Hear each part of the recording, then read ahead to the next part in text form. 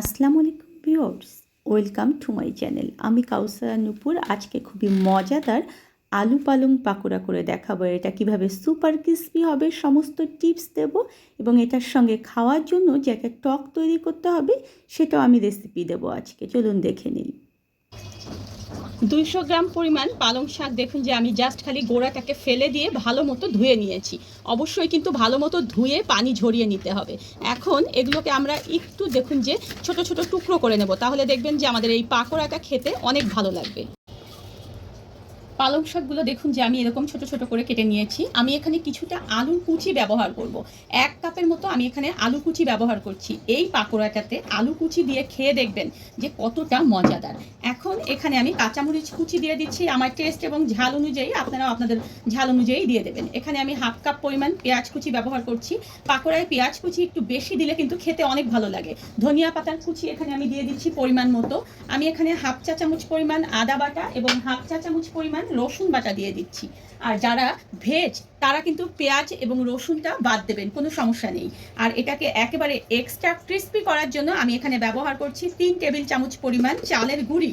এই চালের গুঁড়িটা কিভাবে তৈরি করতে হবে সেটা কিন্তু আমার চ্যানেলে দেওয়া রয়েছে। আপনারা অবশ্যই কিন্তু ডেসক্রিপশন বক্সে সেটা লিঙ্ক দেখে ঘরেই তৈরি করে নেবেন। আর এখানে আমি দিয়ে দিচ্ছি 3 টেবিল চামচ পরিমাণ বেসন। বেসনও ঘরে কিভাবে তৈরি করতে হবে সেটাও আমার চ্যানেলে দেওয়া রয়েছে। আর একবার বেসন তৈরি করে 1 বছর পর্যন্ত সংরক্ষণ পদ্ধতি আমি দিয়ে দিয়েছি। ডেসক্রিপশন বক্সে আমি সেটারও লিঙ্ক দিয়ে দেবো। এটাকে আমি একটু বেশি রকম ক্রিস্পি করার জন্য 1/2 চা চামচের মতো দেখুন যে বেকিং পাউডার দিয়ে দিচ্ছি। এটা যদি কেউ স্কিপ করতে চান সেটা স্কিপ করতে পারবেন, কোনো সমস্যা নেই। এখানে আমি স্বাদ অনুযায়ী লবণ ব্যবহার করলাম, 1/2 চা চামচের একটু বেশি দিয়ে দিলাম, কারণ পাকোড়ায় লবণ যদি বেশি হয় সেটা কিন্তু খেতে একদম ভালো লাগে না। 1/2 চা চামচের মতো আমি এখানে হলুদ গুঁড়ো ব্যবহার করছি। আর 1 চা চামচের মতো আমি এখানে জিরার গুঁড়ো ব্যবহার করছি। আমি এটাকে একটু বেশি মজাদার করার জন্য একটা ডিম ব্যবহার করব। কেউ যদি ডিমটাকে স্কিপ করতে চান সেটাও করতে পারবেন, কোনো সমস্যা নেই। এখন সমস্ত কিছু দিয়ে আমি ভালো মতো এটাকে মাখিয়ে নেব।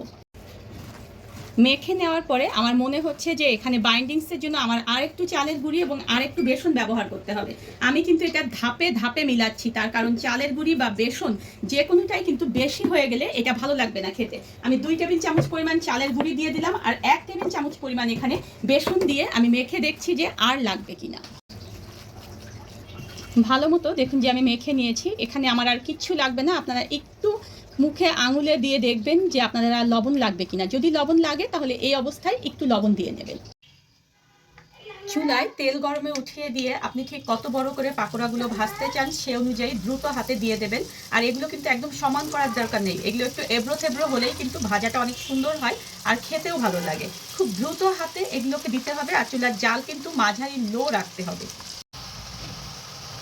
এই পাকোড়াটার সবচেয়ে সুবিধা হচ্ছে অনেকগুলো একবারে দিয়ে ভাজা যায়, আর এটা অনেকটা ক্রিস্পি হয়। ঠিক এইভাবে উল্টিয়ে পাল্টিয়ে আমরা একেবারে অল্প আঁচে এখন এটাকে ভাজবো। আর এর ফাঁকে চলুন যে এটা দিয়ে খাওয়ার জন্য যে টকটা সেটা আমরা তৈরি করে ফেলি। টক বানানোর জন্য আমি তেঁতুল ভিজিয়ে রেখে সেখান থেকে দেখুন যে কাঠ বের করে নিয়েছি, আর এটা একদম ঘন কাঠ। এটাকে আমি পাতলা করে তৈরি করব, তাই এখানে আমি গরম পানি ব্যবহার করছি। আর গরম পানিটা ঠিক আপনারা কতটুকু পাতলা করতে চান সেই অনুযায়ী ব্যবহার করবেন।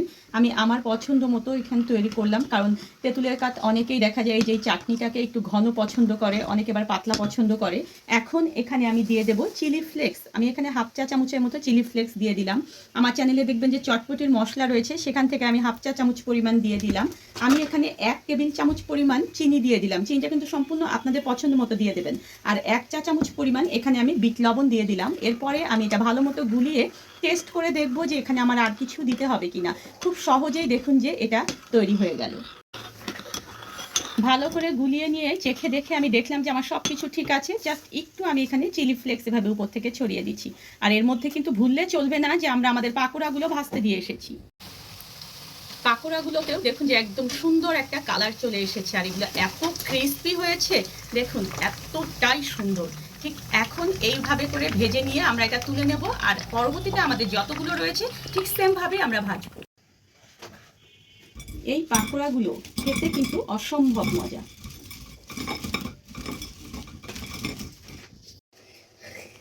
বিকেলে 1 কাপ চায়ের সঙ্গে এই পাকোড়াটা খেতে যে কি অসম্ভব মজা।